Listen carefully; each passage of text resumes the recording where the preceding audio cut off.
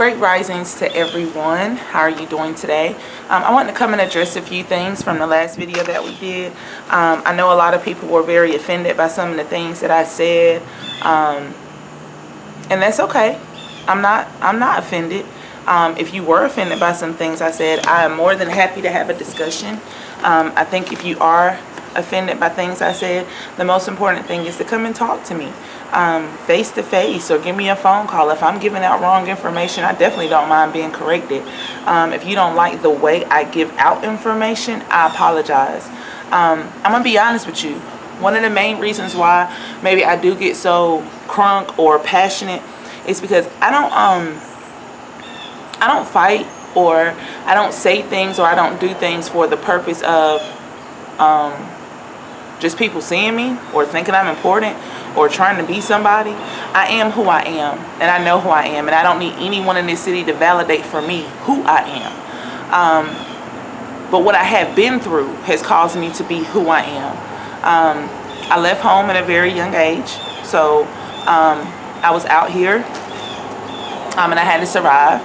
I was very blessed to have wonderful parents who taught me how to survive and how to make things happen for myself.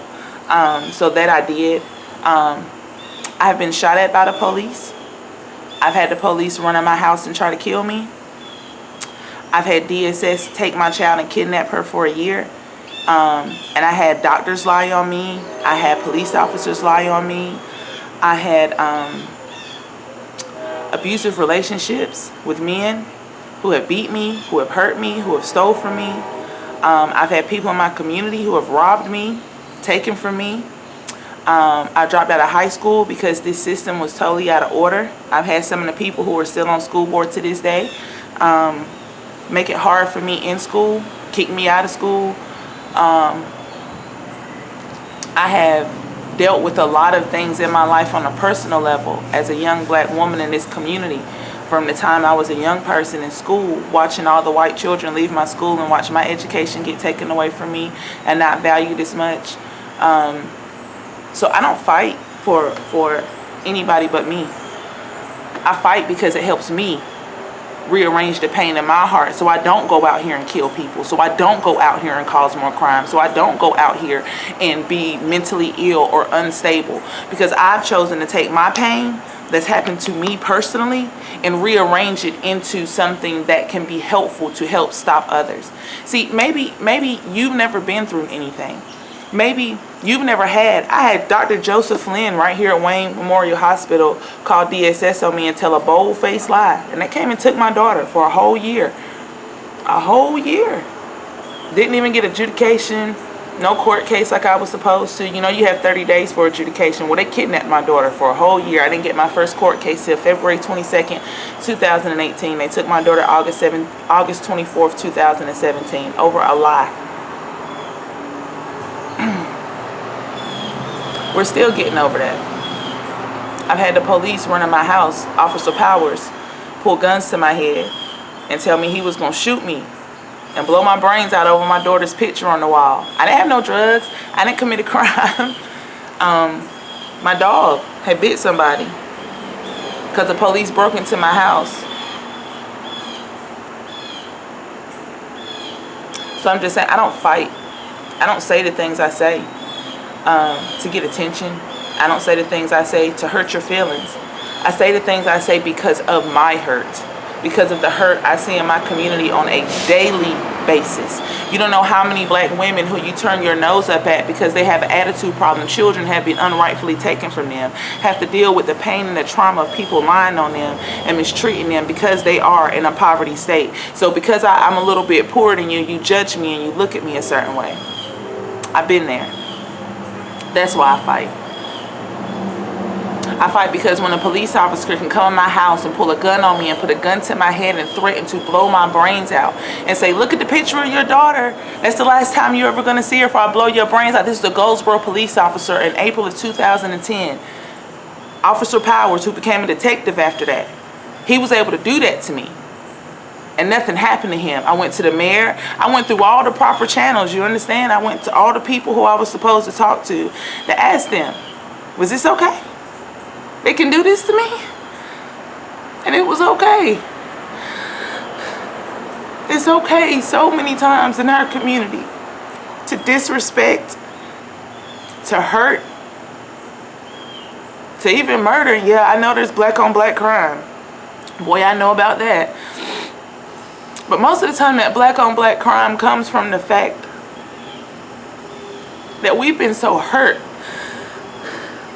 And we're supposed to constantly act as if our hurt never happened because of people's white fragility. It's not my fault your ancestors did what they did. But just like I have to pay for what my ancestors went through, you should have to help. You shouldn't turn a blind eye. When my daughter got taken from me because a man lied on me, and I'm not as important as him because I'm not a doctor at Wayne Memorial Hospital. What I say doesn't matter. My truth isn't true. So what, only people with money's truth is truth? Because that's what I see. In this city, we gossip and we lie on each other because of our own insecurities. And then our community suffers. And maybe you don't see it because you get to move away. I get to see it every day. Why won't black men spend time with their sons? Why can't black mothers be good mothers? They say, huh? You know how hard it is? When everybody is coming at you, when you feel inadequate, when nobody will listen to your story, it hurts. And I do apologize if I hurt you. Never meant to hurt you. Meant to awaken you. Maybe because I was raised by a man who did not allow us to have self-pity. So I might have tears now, but no, these tears are motivation. They're a release because I've learned to cry and stop being so angry and let the hurt go some so I can use it to rearrange it to figure out how am I going to help my people. So I don't just hate teachers. Stop taking it so personally. I'm not talking about every teacher. I don't hate teachers or the school system, but I went through school and I was a straight A student and I watched myself get treated unfairly. I watched me get kicked out of school. I watched a lot of things happen to me that were so hurtful because I wasn't like everybody else. I didn't fit into their construct. So now because my people don't fit into the construct of what this system is trying to create, I'm not supposed to say anything about it. I'm supposed to sit here and act like it's not happening. I'm supposed to try to protect people who have money because they don't want their feelings hurt. Well, I'm sorry. I'm sorry, ACOX. I'm sorry, Jernikins. It's in the records.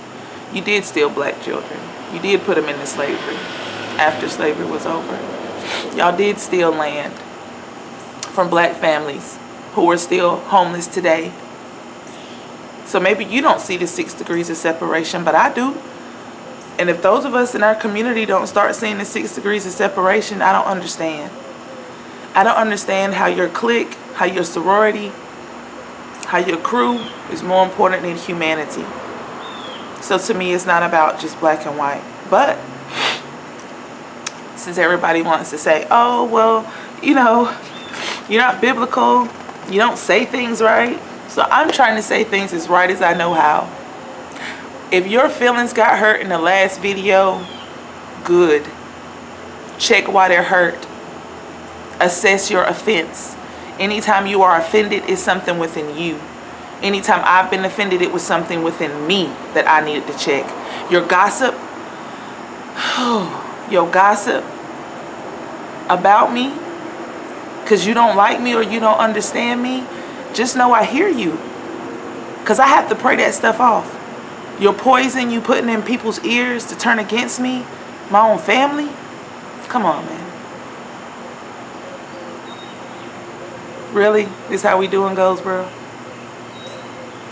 892 registered churches and we can't live the living word. So that's why I do what I do, because I feel like I've been put on that cross several times. And Jesus just didn't go to hell and get the keys and go back to heaven by himself. So when I went to hell, when they took my daughter, I went to hell. When those police came in my house and put guns to my head and tried to kill me, I went to hell. When I got kicked out of school and teachers lied on me, I went to hell. The police surrounded my car and tried to shoot me again for trying to help somebody, I went to hell. When I watched this system allow me to be homeless because I didn't have 5 kids and I couldn't get a place in the projects, so I had to sleep in my car and work 4 jobs, I went to hell and back. And I made choices. And all I'm saying is that in our community, when are we going to make some individual choices? Because the individual choices you make are what change your actual life.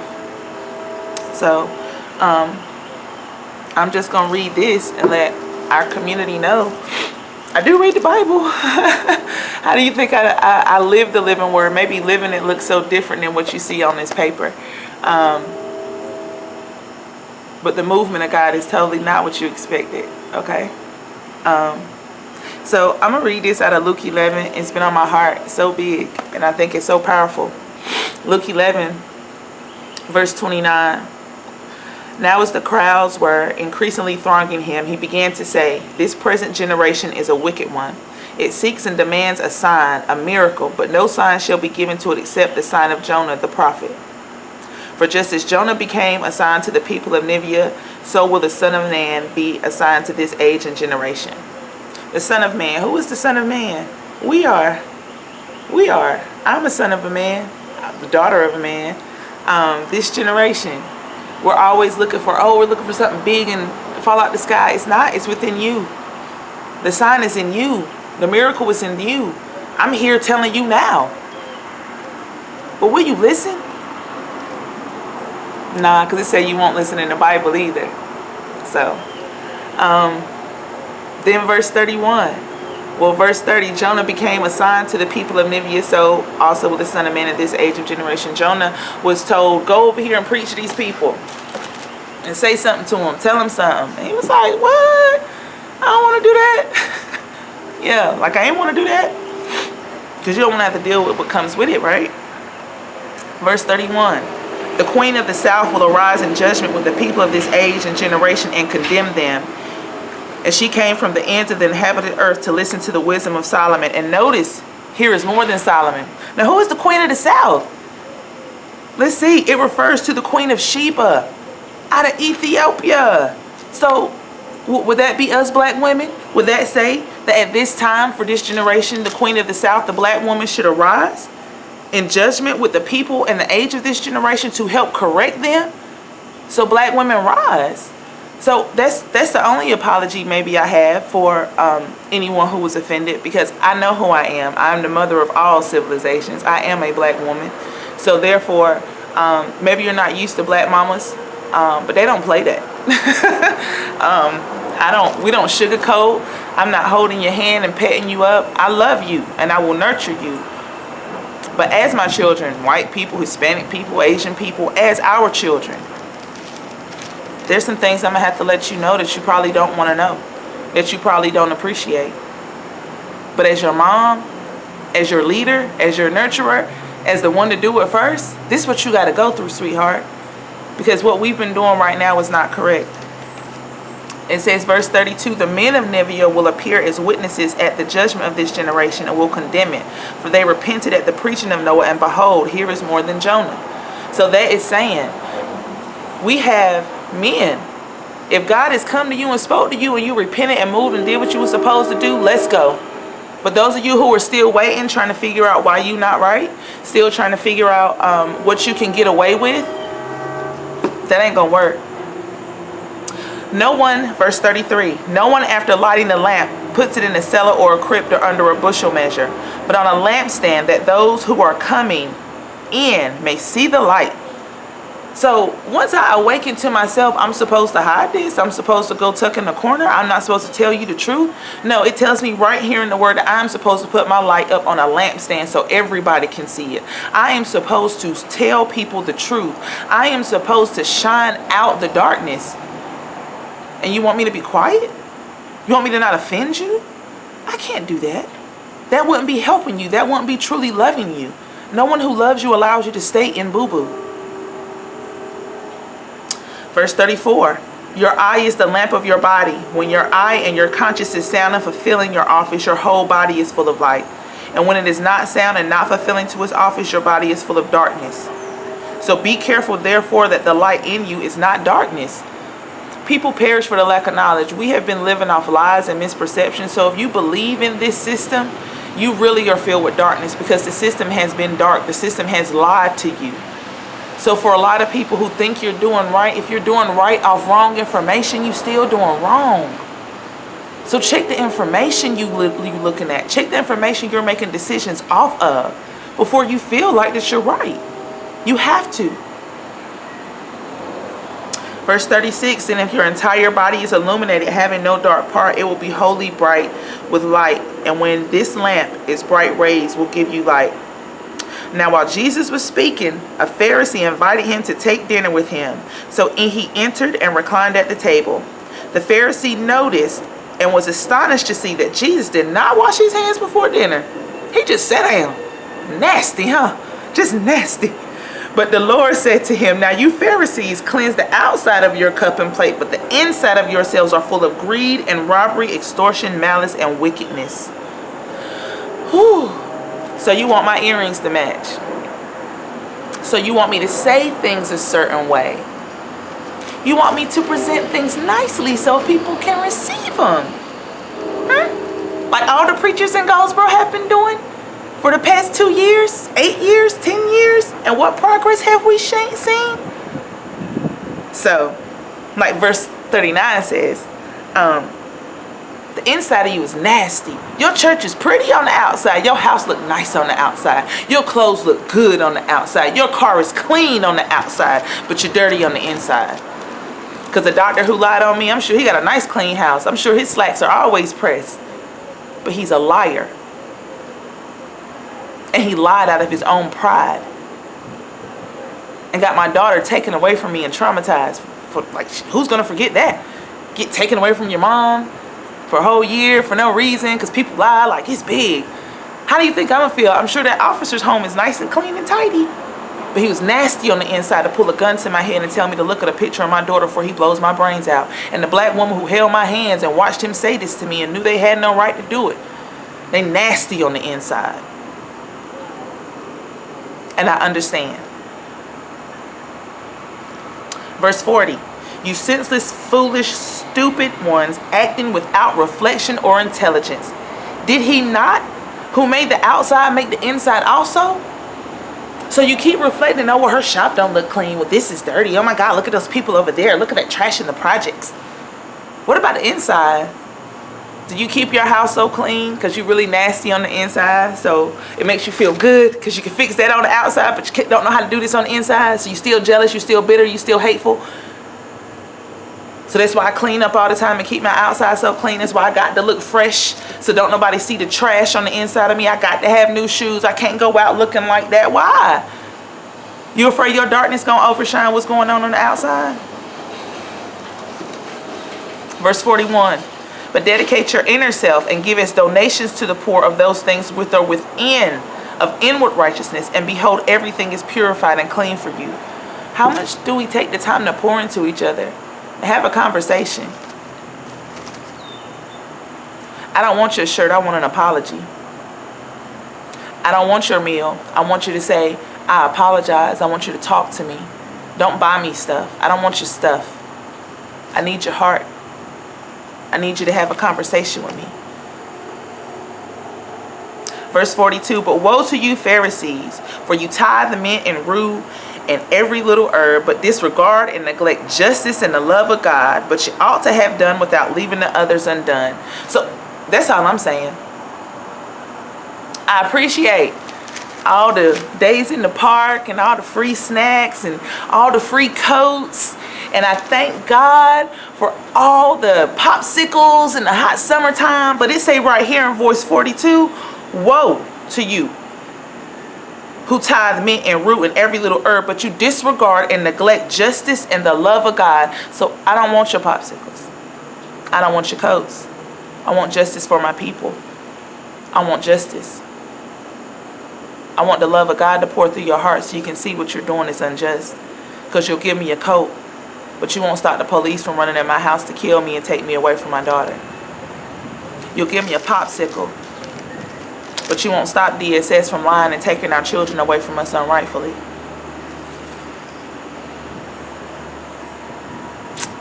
You want to come be my lunch buddy, but you don't want to help me get books for my school and adequate teachers. That's in the Word. That's in the Bible everybody likes to read. Not just from Pinky, but so you know where Pinky got it from. Verse 43. Woe to you Pharisees, for you love the best seats in the synagogue, and you love to be greeted and bowed down to in the public marketplaces.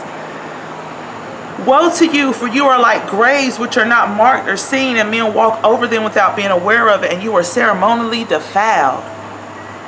So woe to you Pharisees, for you love the best seats in the house. I sit up front. Where my seat at in the church? Where my seat at when I go to city council meeting? I want people to make sure they see me. They know me. Right? Because I got the best seats because I'm important. And you walk around like you're important, but you're marked. You're not even aware of the death inside of you. And people look at you and think something. Oh, look at so-and-so. They got money. I got God. I got the Creator inside of me. I don't care if I never have another dollar on the face of this planet. What I got with these two hands, I can create anything. And black people always have and always will. So when you truly let go, I'm not telling you to go quit your jobs. I'm not telling you to go do all this crazy stuff. But I am telling you to think about the system that you're in. I think about your responsibility to change this system. And it's one step at a time. So verse 45, one of the experts in Mosaic law answered him, teacher, and saying, you reproach and outrage and affront even us. That's what I got after the last video. Oh, the Pharisees called me and said, how dare you say that about us? How dare you get loud? How dare you tell people? Who do you think you are? Well, I'm telling you, like Jesus said, verse 46, but he said, woe to you, you lawyers also, for you load men with oppressive burdens hard to bear, and you do not personally even gently touch the burdens with one of your fingers. And that is the hurt that I'm dealing with. Every person running for office right now is cute. If you have not been to hell and back, and I don't mean just not being able to pay your bills. I don't mean just not being able to have stuff. I'm talking about, have your children been taken from you? Are you worried about if your child is going to live tomorrow? Are you worried about living tomorrow? You don't understand the plight of so many people in our poverty-stricken community. When you don't understand what we go through on a daily spiritual basis of what is being ripped out of us. Even the murdering of the own people in our community. Like, come on, like I was telling somebody the other day, look, you have to feel the feeling. We got to heal each other. Yes, there's people who have murdered people that I love and care about, but I can't murder those people. I got to find forgiveness, and I know that's hard. I know it's hard. But for you to want to kill them, you feel just like the murderer now. So now you felt what he felt when he took away the person you loved. Are you going to become him, or are you going to be better than him? Heal the murderer. We're not here to keep killing. But the thing is that our lawyers, like, this is in the Word. We don't touch anything. We don't have a clue what people are going through. A clue. And lawyers is all a big game and a big money racketeering. And I don't know why we think we have to keep dealing with it. Because it's in our Word that we're not. So I don't understand why people keep looking at me like I'm crazy. Maybe I'm the only one who read the Amplified version of the Bible to see what the words really mean. Because we're supposed to be fighting something different. Verse 47. Woe to you, for you are rebuilding and repairing the tombs of the prophets whom your fathers killed. So you bear witness and give your full approval and consent to the deeds of your fathers, for they actually killed them. Talking to white people. And you rebuild and repair their monuments to them. Now what is happening in North Carolina? All these monuments, all these people who murdered people, did stuff wrong, they're rebuilding them and giving honor to them. So are you not saying what they did was okay? This is in the Word. Luke 11, 47 through 50.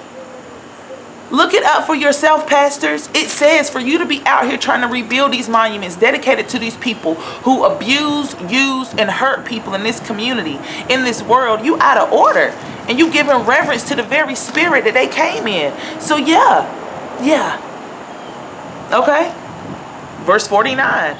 For this reason also the wisdom of God said, I will send them prophets and apostles, some who you will put to death and persecute, so that all the blood of all the prophets shed from the foundation of the world may be charged against and required of this age and generation. I'm going to read that again. So the blood of all the prophets shed from the foundation of the world may be charged against and required of this age and generation. From the blood of Abel to the blood of Zechariah, who was slain between the altar and the sanctuary, I tell you, it shall be charged against and required of this age and generation. Woe to you, lawyers, experts in Mosaic law, for you have taken away the key to knowledge. You did not go in yourselves, and you hindered and prevented those who were entering. So white people who say my ancestors did that, that's not my problem. Read Luke 11. God says it is your problem. He said every prophet that was killed on the face of this planet, that he's sent to free his people. White, black people too. We talking about humanity. But you know, the people who know that their ancestors have done things wrong, you are required to do something about it. You are required. Because it's right here in Luke 50. So that the blood of all the prophets shed from the foundation of the world may be charged against and required of this age and generation. So we do all have a responsibility to find out the truth. I was talking to a young white lady the other day, and she was just, no. Then I said, well, hey, go check out this information. I think you're making decisions off the wrong information. And she was. So understand, white people, I understand you were lied to. You were lied to too. So I'm not here to hurt you. I'm here to help you. But understand, growing pains is just that, pains. It don't feel good all the time.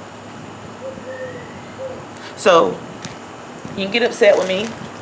You can gossip about me. You can lie on me. Or you can come talk to me. Because I'm a real person with real feelings. And I would love to hear from you. And I'm going to end with a quote from the great Fred Hampton. And let me explain one more